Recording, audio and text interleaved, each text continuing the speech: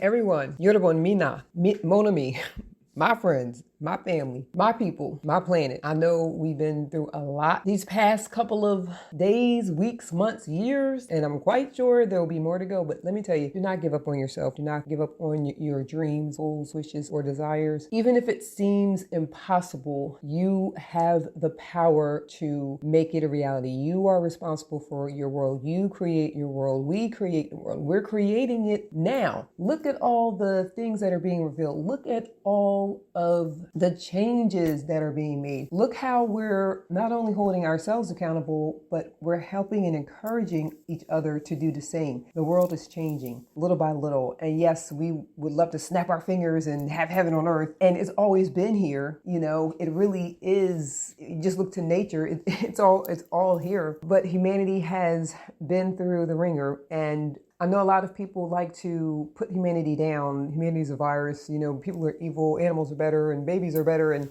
if it wasn't for humanity's will to love, to live, to dream, to do, to not give up, then the animals wouldn't be here. The babies wouldn't be here. The sun and moon, stars in the sky wouldn't be here. We are the good stewards of the earth. We are the caretakers. There's more good here on earth than bad. And we have to start seeing that. Every race has been through it. Every gender has been through it. Every species has been through it. And we're still here, and we can still laugh, we can still love, we can still put our differences aside and come together. We can still learn and grow. And yes, everybody has been waking up and realizing things in their own time. Everybody has their own timing to wisdom. It's like they said, it's not a race. It's not a goal or a destination. It's the journey. Ready Player One, right? So all I want to say is, you know, I too have been feeling it. I question, should I keep doing this? I feel like giving up. I feel like even with the eating, you know, like eating better, working out, you know, trying to, you know, get along with myself and others better. And sometimes I'm like, you know, F it. I just want to, you know, just wild out. But I'm like, no,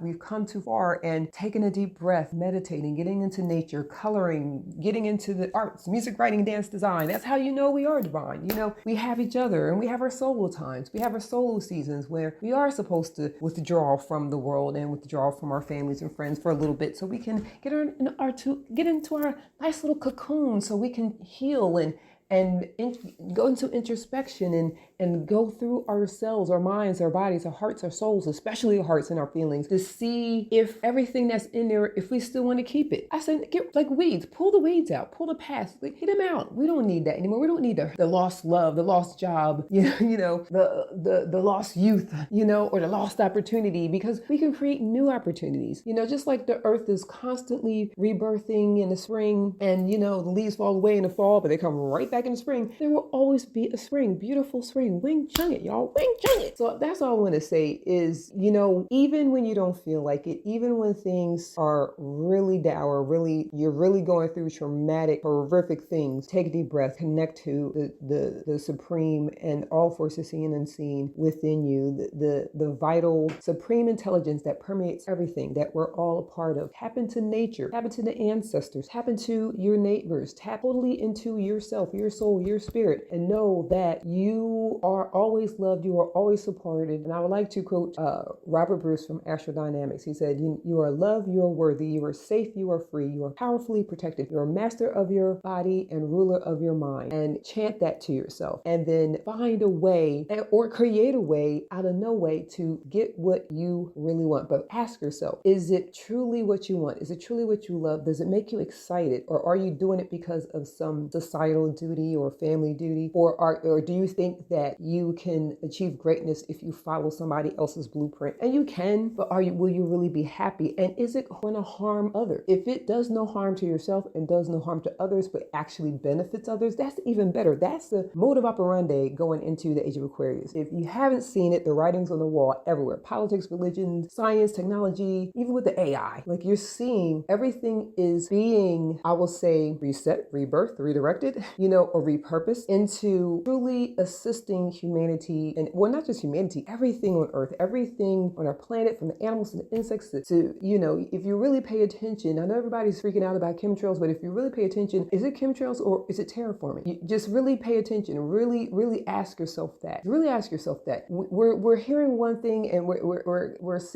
I'm hearing one thing and I hopped off the fear factor, the conspiracy thing, and I'm like, let me get into real life. Let me see for myself. Let me research my own. Let me go into my own spirit and connect to, all that is and all that we are the one most high, and see what's really going on. And we are the one most high. We're everything. We're every atom, every molecule, we're every element, and all of these aspects of ourselves. We are, as Abraham Hicks would say, we are extensions of source energy. And we never have to do it alone, Do we need alone time to heal, recharge, connect to, the higher aspect of ourselves? Yes. You need to do that to even heal. When you get an injury, what do you have to do? You're on a bench. You can't play. Why? Because your body needs to heal. It needs some alone time to heal. You know what I mean? So I don't want to get into it, but I just really want to encourage everybody to not give up, even when it seems hard. Sometimes you just have to stop everything. If you got to cry, you got to yell, got to talk to a friend, got to get therapy, you need to be alone, or maybe you need to be with people, It's not don't run away from the fear and pain. Just take a time out. We need to do that. And I would say also get into a hobby, get into the arts, do something you enjoy, and even more, do it with other people in as much as you can, even if it's once a week, even if it's once a month, and volunteer. Everybody has their volunteer blueprint. You got to find it. Some people like working with kids. Some people like working with elders. Some people like working with the land. Some people like working in labs and researches. Some people, like with the sea and, different aspects. Some people like, just volunteering, just sitting with, someone, just listening to them. There's so many ways. You can volunteer with yourself, volunteer with your neighbor, volunteer, teach a kid. I say each one teach one. Just if you can mentor or at least be there, just be a good listener, for one person, doesn't matter what age, at least do that, because you're giving back, and the law of reciprocity is in full effect. And the more you give to others, you definitely will get back. And I'm not saying go out there and burn yourself out. I'm not saying that at all. And I recommend reading that book, called The Burnout, Ending the Stress Cycle by Emily and Amelia Nagoski. I definitely recommend everybody read that book. Male or female, read a book. I'm reading it and it's really, really, really, really eye-opening. The key is finding your true purpose, what really makes you smile. You don't even have to think about it, but as soon as you hear it, you smile, you brighten up. And if you sigh, and I'll say this, transitions. I didn't mean to make this long, but here we go. So there's 4 seasons, there's 4 stages of life. There's 4 yugas that we go through. We just left the age of Pisces, and now we're moving into the age of Aquarius. So